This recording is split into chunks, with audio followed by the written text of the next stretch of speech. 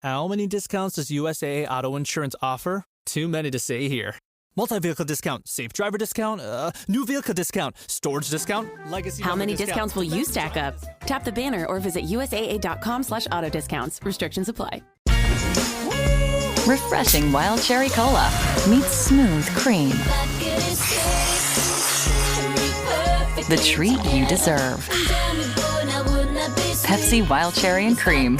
Treat yourself.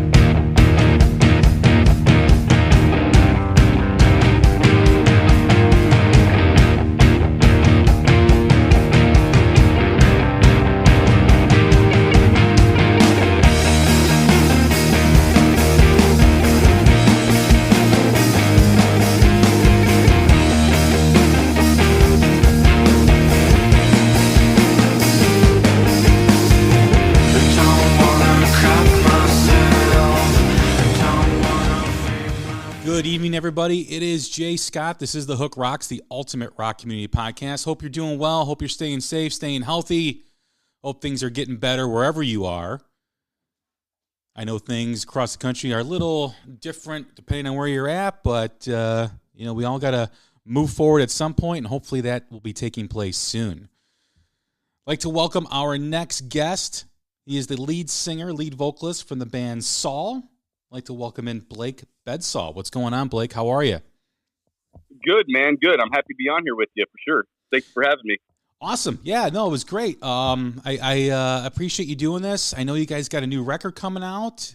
The new single, King of Misery, is out for all of you who want to go stream it or go on YouTube and play it. It's available. The new album is on October 23rd called Rise as Equals. And I'm excited to have you guys on. So I was able to check out a lot of the new album over the last week or so. It's incredible. It's awesome. Thank you. Yeah, we put, our heart and souls into this record. We wanted to write every song like it was going to be, we went into it like every song is going to be the last song we're ever going to write. So we really tried to put an emphasis that every song's got everything we could put into it. So, I'm hoping people, pick up on that when they get the record. We didn't want any filler songs or anything like that on just put it on the record kind of feels. So every song is, it's got everything of us in it. We're going to get into the new album. We're going to get into the band and the history. But first, we always ask the same first question every time we have a new guest, and that is the essence of the podcast. Just like every rock song has a hook that sucks you in, every rock fan has a moment, whether it's a band, an album, a song, or performance. What hooked you on rock and roll? Oh, that's a good question.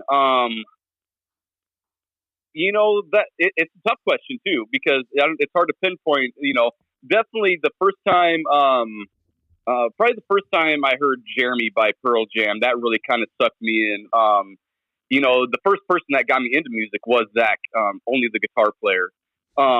So he's the one that drove me into wanting to do music. But, and we used to listen to things like, Black Sabbath and Metallica and that's a tough question, but I definitely think it'd be Pearl Jam was my go-to, but, Zach's really the one that got me into music. Where did it go from there? You mentioned Pearl Jam, you mentioned Sabbath and Metallica. Obviously, you got pulled into rock and roll. There's the evolution of the artist that I always like to talk about with people who come on here. What was the next stage for your development in your journey in rock and roll? We really tried to take it to the next level on, when we started getting into Tool, is really when we started emphasizing, back in the day, the time signatures, and stuff like that. So trying to throw something strange in there all the time, playing in 5s and 7s and, just odd time signatures. And, that's really what drove us into, trying to perfect our instrument is bands like Tool and, Tesseract and, it's a pretty long list, but I can't remember them all right now. But there's a lot of bands we looked up to for sure, like that technical side for a long time. What about singing? Who was the person, the vocalist, or maybe the song or the band that made you want to sing? You can't really go wrong with Maynard James Keenan from Tool. He really wanted me to get, his voice and the way he sang I wanted to get into vocals because of him. And, screaming, I wanted to scream like Chad Gray from, Hell Yeah, Mudvayne. And definitely I wanted to mix a blend of that kind of vibe. You know what I mean? Just, I got hints of like, we call it like the Jonathan Davis, or I throw in a little bit of David Draymond in there too, and it's just phrases we use like, hey, you got a Jonathan Davis set up a little bit on this part, or you know what I mean? Get a little more David Draymond on this part, so guys like that really influenced me. And then when did you want to be in a band? What, obviously Pearl Jam, Metallica, Sabbath, you mentioned Tool, a couple other bands too as well. What was the moment where you said, I want to get up on stage and do that, like Maynard's doing it, or like Eddie Vedder's doing it? It's really when Zach approached me and said, hey, we need a new bass player. Do you want to play bass? And I said, yeah, I think I can do it better than that guy. So that's really, and that was early on, because before that I was pretty much a jock. I played football and I wanted to do that. I was really big into powerlifting. And after I bought that bass and I started playing in the band, I mean, all my focus went to that because it was, one, a lot of fun. And then you start dissecting songs and meanings, and, it was really cool to be able to get into it like that, especially with my brother, where we had the, similar tastes in music, mine being a little bit better. But, it was cool. When you talk about, being in a band, talk about some of the early stuff. What was going on? I mean, was it always this type of music? Was there, a different style before the band Saul was created? Oh, I mean, definitely. I mean, we were in cover bands, in high school. We were playing everything from, Chili Peppers to Duality by Slipknot to Oasis. Yeah. Better Than Ezra, Good, stuff like that, and so it really evolved, when we started writing our own music, that's when it got a little more on the heavier side. But I mean, that's hard to say too, because we were covering like Korn's, Right Now, and it was definitely always more on the rock side. So we just got a little heavier as we started writing our own. And when you started writing your own music, what was, your inspiration for what you were writing? Was it, was there a certain song that you heard that said, hey, I can do that. I think I can write a song like that. I don't know. I really don't know. I mean, because I started out as a bass player. I mean, I was really, I would say I'm pretty, influenced by, I really like the Michael Jackson bass lines, and, I'm a big like Motown guy, like the Temptations, stuff like that. So, anytime if you're at my house, generally I have like, a 50s or 60s playlist going of a Motown. That's just my jam. That's what I like to just, hang out to. But, songs in general, I mean, when it came to wanting to write songs in a certain way, I would say, Fieldy from Korn, the way he did it, the way that band wrote songs, that really kind of influenced us into wanting to do something like that, where, I wanted to incorporate more bass and more slat bass. And so that's definitely a route that we went for sure. When you think about the inspiration when you're writing music and you're trying to connect with something that may have happened, sometimes people write about experiences, they write about something else, but when you're writing about your own personal experiences, what's that process like? I mean, how do you have to reconnect with something that you want to tell a story about or you want to tell people about? that is a tough thing to do on, trying to express yourself in the right way, and then incorporating it into a melody and a cadence.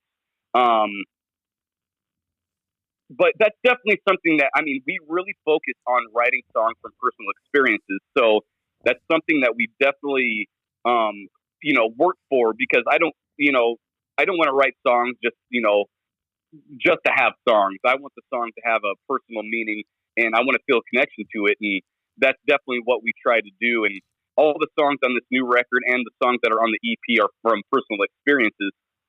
And, songs like Brother and, The Toll is about, being struggling musicians out on the road. And, songs like Don't Close Your Eyes, about a big fear of drowning. It's just hard to put it in the right words, but I think we definitely came up, and yeah. We start with the music, and then we just start building that up from there. When you are writing, you're connecting with something, like you said, the fear of drowning or whatever personal experience that you have. Is it important for the audience to connect with it like you did, or do you just leave it up to the listener to find their own connection? Generally, I try to leave it open. If somebody asks me, I definitely tell them what it's about. I don't leave that open.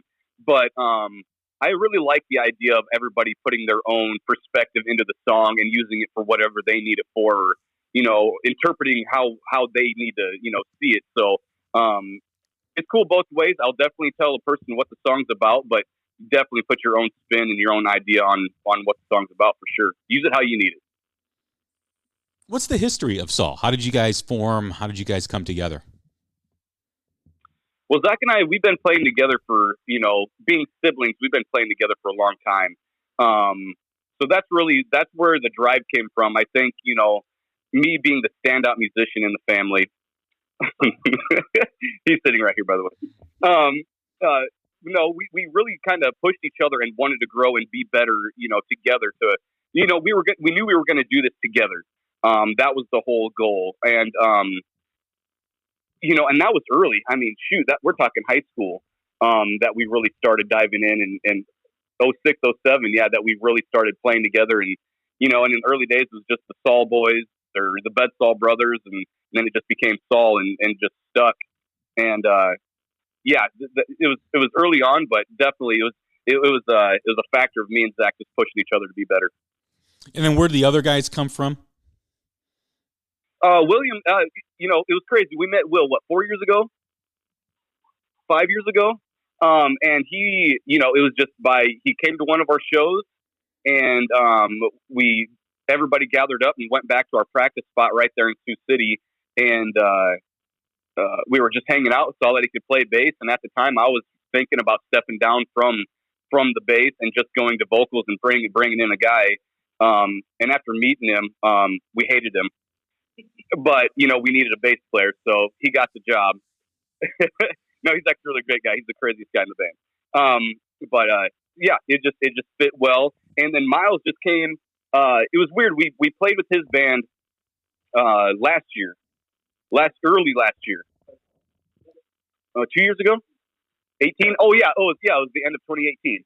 Yeah, and so we played with his band at the end of 2018, and then when Joe stepped down last year, for personal reasons, wanting to start his family and, have kids and all that. It was great. We just met Miles through that and found out he was an awesome dude and a great asset to the band. And it was just easy peasy that he just wanted to be part of it. How do you guys put together all your influences? Because I imagine, no one person is the same. So everybody kind of has their own stuff that hook them on rock and roll and influence them to play the drums, play the guitar, the bass, whatever it is. How do you guys fuse all that together? I think the best way to do it is if everybody, having their influences, and just, I think, just having the ability and the talent to play the instrument well. I think when everybody comes in and has the mindset of just write for the song and not your influence or, your ego or anything. I think that's why we work so well together is everybody's just there for the song, for the moment, and then on to the next song and the next moment, not really trying to incorporate your influences heavily, just make it work for, the song that's at hand. The new album is out October 23rd. It's called Rises Equals. What was the recording process for this album? How did it differ from stuff before? Well, since last year when we got picked up, I mean, we started working with Chris Dawson at Apodic Studios. He's our manager, our engineer, and producer.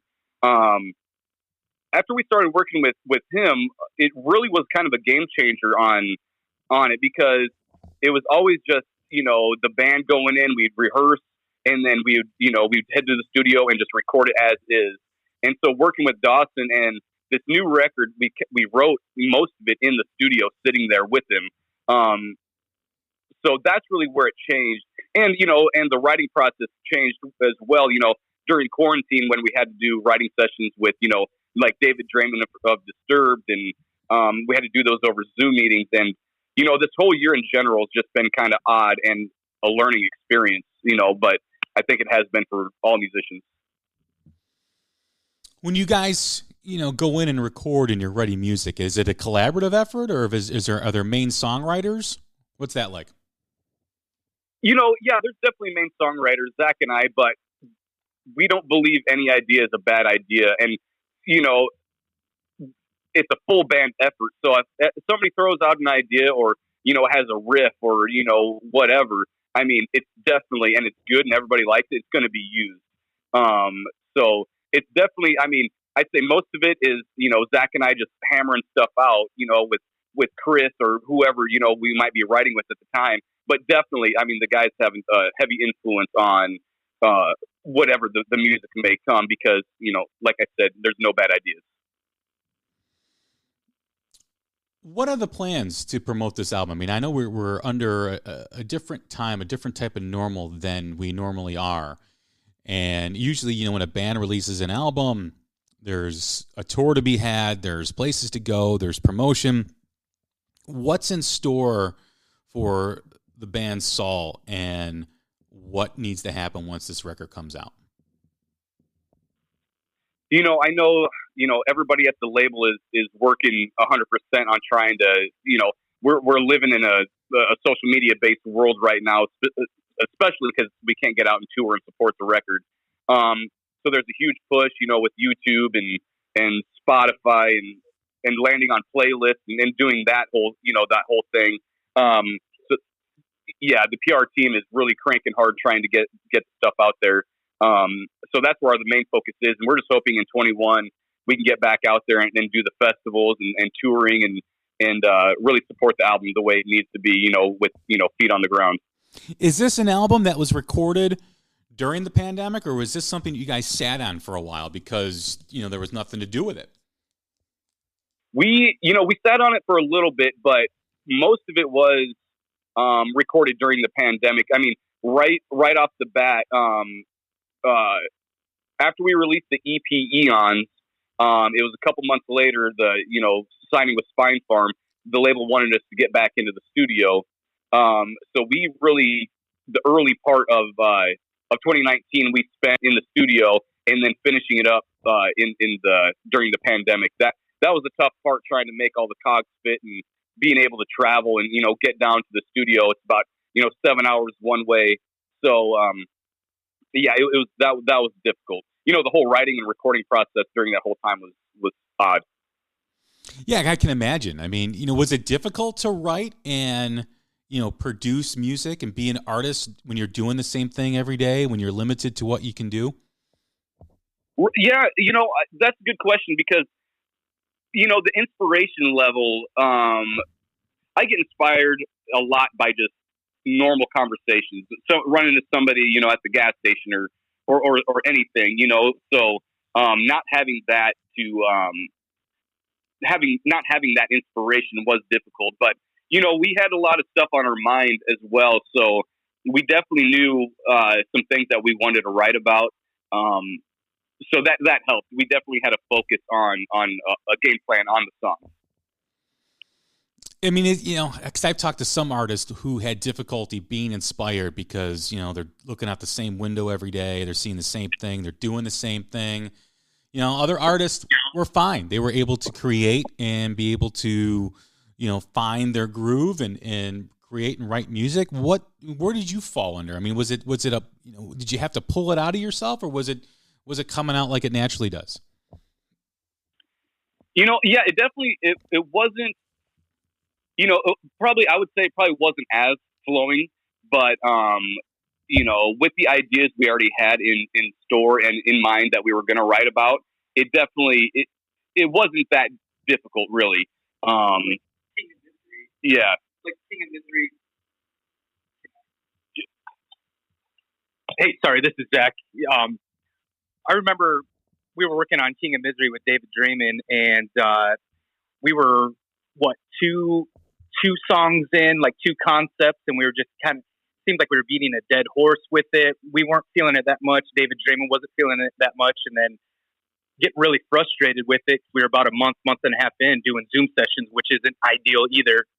And then Blake came up to me one day when I got here, and I have an idea for a chorus, and it was like the "Don't mind me while I circle this drain," and I'm like, oh, there it is. So then that's where the chorus of King of Misery came. I sat down, got a chord progression. We hashed out the chorus, and the next Zoom session we threw it over to David Draymond, and it was like magic. It was kind of crazy how it came to be. When you think about the recording process and how different it had to be, was that something that was easy to overcome for you guys, or was it just, hey, let's just get it together and see what comes of it? Yeah. I mean, definitely. Since we do travel to Chris Dawson's studio, I'm glad one thing, because we went down there to get all of this done. So once we got through the writing process over Zoom and doing all this stuff, we didn't have to send files back and forth, which I knew a lot of bands were doing at the time. He said, just come down here and let's hit the studio and let's get it done. I'm not a big fan of just sending files back and forth. I like to see a person face to face, especially when you're creating something that you want, to be part of your legacy, really. So it was definitely cool. He just, get down here, let's get to work.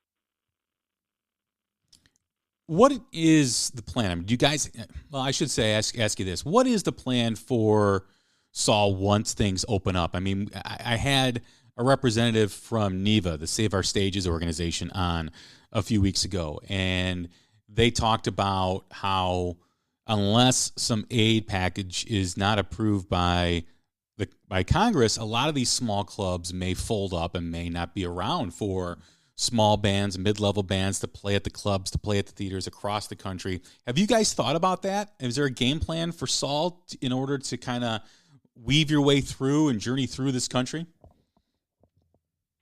We did. We signed a petition, for some relief for these venues that we definitely are, we want to be and stand behind. As far as the game plan, we're just hoping, in 21, after, talking to the booking agency and everything, they're hoping it just cracks open and everybody's just ready to go, and everybody's just, bands are going to be hungry, fans are going to be hungry. I just hope, there's a spot in there where we can climb our way through and get a spot, because I'm sure the holds and everything on these venues is going to be crazy. Everybody wanting to get back to work and get back to the stage. We definitely have plans if everything opens back up for tours next year that we're in the talks of, and hopefully everything just comes back together and gets back to normal. As a band, though, are you nervous being in a club or a theater, with what's been going on? Absolutely not. I'm not. I don't fear it one bit. I think it's. I don't want to go into it.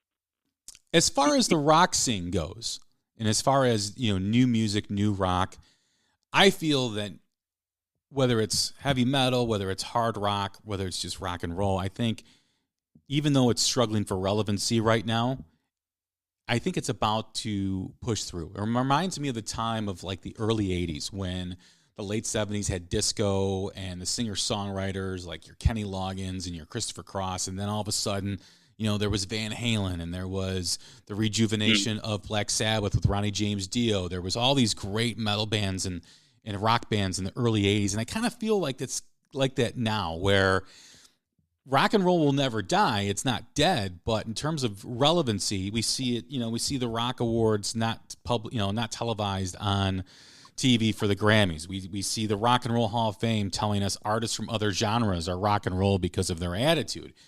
We see the Super Bowl halftime, show not even include any rock and roll. We see commercials with no rock and roll. So if there is a low point, I think it's right now, and you can only go up from there, right? And I actually thought 2020 was going to be a year of perseverance for rock and roll. It was the year that it came back, and obviously it had to be paused.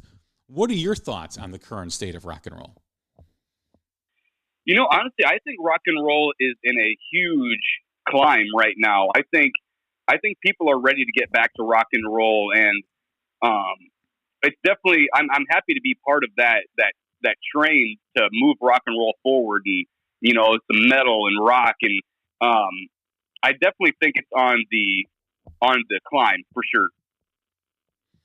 What do you think about how Saul has positioned themselves? I mean, you've got this new great album coming out. You've got the PR firm working for you. You got management.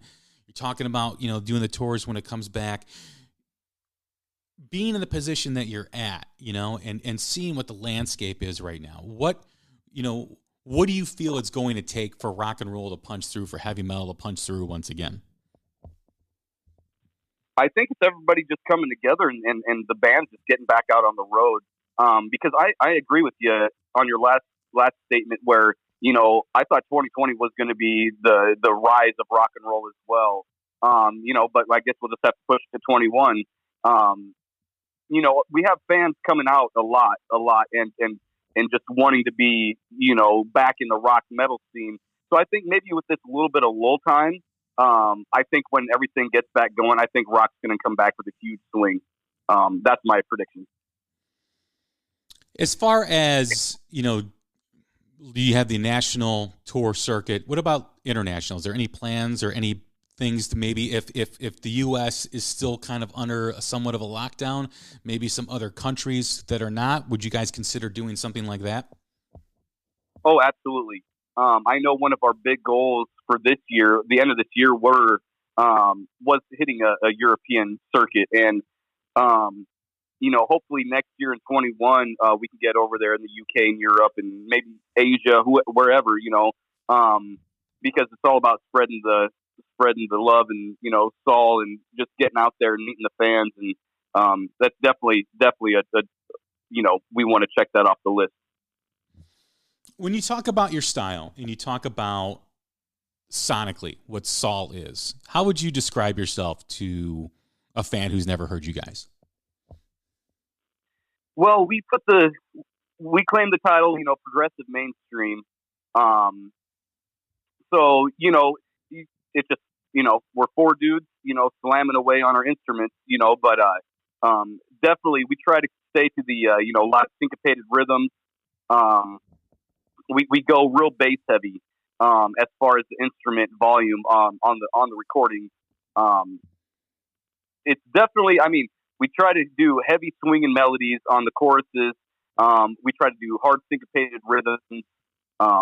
That's kind of where we stay, and that's where we want to be right now, and that's what we're doing. And we try to, a lot of our bridges are definitely lulls. We try to make them the low point in the song, rather than a huge, anthemic thing, because it's just kind of where our writing style has gone right now, and that's just kind of where we like it right now. When you're making music, you just kind of touched on your style and what it means. How do you guys get your vision of what you hear in your head out on the album? What's that process like? Because obviously you don't want to sound like anybody else. You want to have your own unique sound, which I think you guys do. You guys don't sound like anybody that I know. You can hear the influences, obviously, of metal bands that have come before you and rock bands that have come before you. But is that a process where, this sounds too much like Metallica? Oh, this sounds too much like Sabbath. Let's try to rework it. What is that process? What goes into that? Yeah, I hear what you're saying. Really, yeah, we're just trying to bridge the gap between like that progressive edge and the mainstream sound, adding a gent flavor in there. Zach, we generally start with the guitar. It generally starts with a riff or, a melody. So, I don't know if we ever really have the struggle of sounding like somebody. At least we don't notice it. No, I don't think so either. Yeah. I mean, and that's what I'm saying. Like, is there ever a moment when you're recording something where you feel maybe it's too similar to something where maybe you have to rework it and add the Saul touch on it? I don't really think so. I think it just comes out as it is. I guess we never really dove into that to where it sounds too much like this or sounds too much like that, or having to really rework something. I guess that really never happened. We live in a day and age right now where obviously live music is hard to come by. The summer festivals are shutting down. There's virtually none left. There were virtually none to begin with except for a handful. And a lot of artists have gone to live stream, whether it's on Facebook or YouTube. What do you guys feel about that? I think it's something, now that it started, I don't think it's something that'll ever go away. We definitely like doing them. It's not the funnest thing in the world to do. I mean, generally when you're on stage, you got a crowd. But it's definitely, we like doing it. I don't think it's something that we're ever going to stop doing either.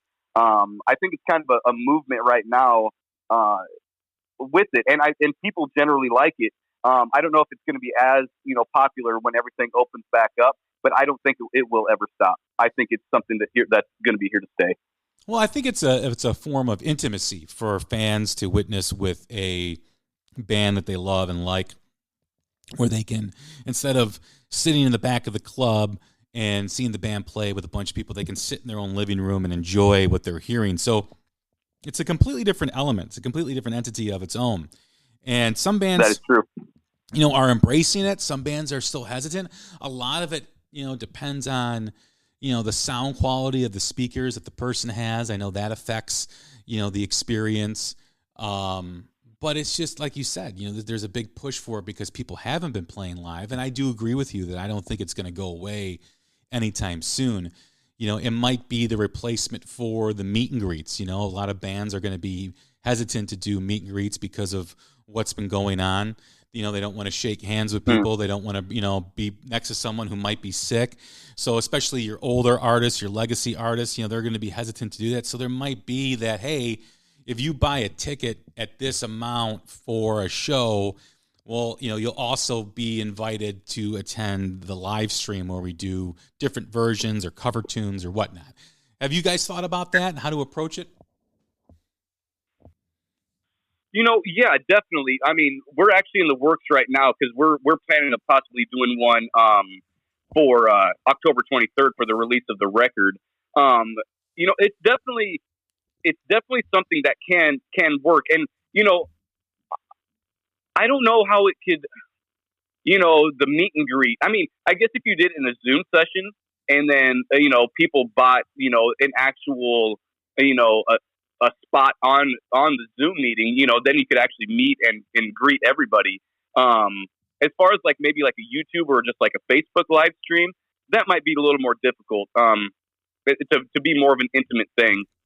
But it's definitely, I mean, this day and age, it's definitely something that we're working harder for, is trying to figure out how to incorporate more of the live stream and everything. So it's definitely something we're talking about.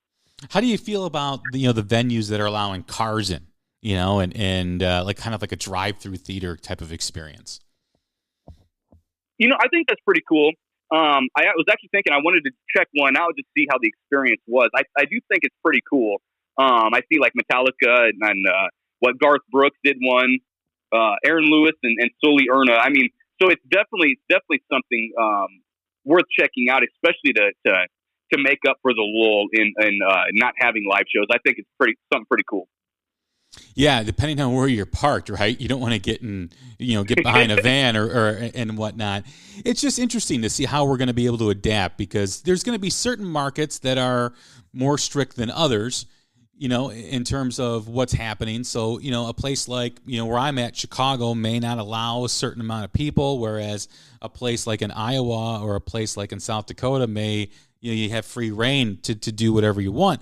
I still think there's going to be a hesitancy from a lot of people to attend clubs until there's somewhat of a treatment or a vaccine, just because there's that fear that they've had since last March. With that being said, Right. In terms of, capacities of clubs, how is where you're at in Iowa? And obviously there's Des Moines, you're in Sioux City, near there. Yep. I know there's a casino that has a lot of live performances. What is the local scene by where you're at right now? It's very good. It's very good. Yes, we have the Hard Rock Casino up here, and they have their indoor venue called the Anthem, and then their outdoor venue called Battery Park. And we play there probably 3 times a year. Last time we played there was last year, which was awesome. We were with Clutch, In This Moment, and Killswitch Engage. And, when we have shows, rock shows like that come around here, it's definitely a packed event. So, the rock scene is very much alive in this part of the world. So it's really cool. I love it. I don't, Sioux City might be a little bit smaller town, but it's definitely a rock scene town. Well, you have Omaha right there, so, that's not too far from where you're at. Yep. Lincoln. I mean, is that a circuit that you guys have played a lot, or is obviously the last year has been challenging, but, what's been your experience locally? Oh yeah. I mean, cause literally if you get on I-29, you can hit, Fargo, you can hit Sioux Falls, you can hit Sioux City, Omaha, Kansas City's right down there, and it's all on I-29. So, we've definitely done those shows a lot. Especially back in the day when we're just booking our own tours and everything. You just take the I-29 route and you just hit, a show in each one of them cities, and they're all within, hour and a half, 3 hours apart, so it's really a nice little circuit. And the scenes up here in this, Midwest, Northwest Iowa area it's very good scene.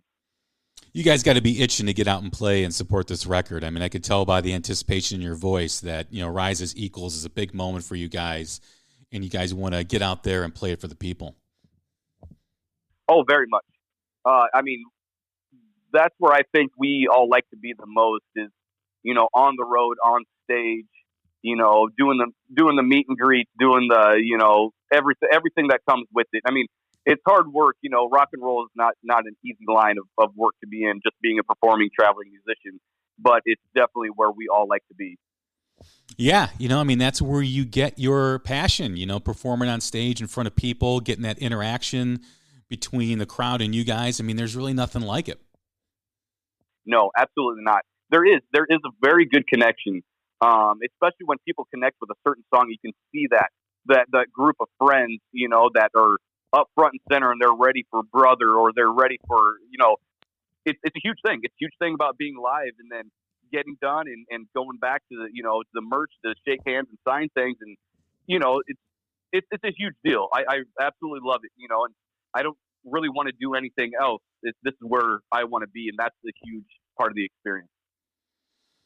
The new album is King of Misery, out on October 23rd. I'm sorry, the new single out now is King of Misery. The album Rise as Equals is out on October 23rd. I can't wait for this album to come out. I know you guys are excited. Blake Bedsaul, the guest here, the lead singer for the band Saul. Thank you very much for doing this. I appreciate it. Yes, thank you very much for having me. And go ahead and plug, where people can find you on social media. Oh, yeah, okay. The best way is saulofficial.com. It's got all our direct links to everything, to Facebook, Twitter, Instagram. We just got a new TikTok, so we're going to have to get Will slamming on that, doing some goofy videos. If you have any social media, I guarantee we have it. And you can find all those links at saulofficial.com. Well, once again, everybody, that's Blake Bedsaul, the lead singer from Saul. I'm Jay Scott. This is The Hook Rocks, the Ultimate Rock Community Podcast. Stay safe, stay healthy. We'll talk again soon. Thank you.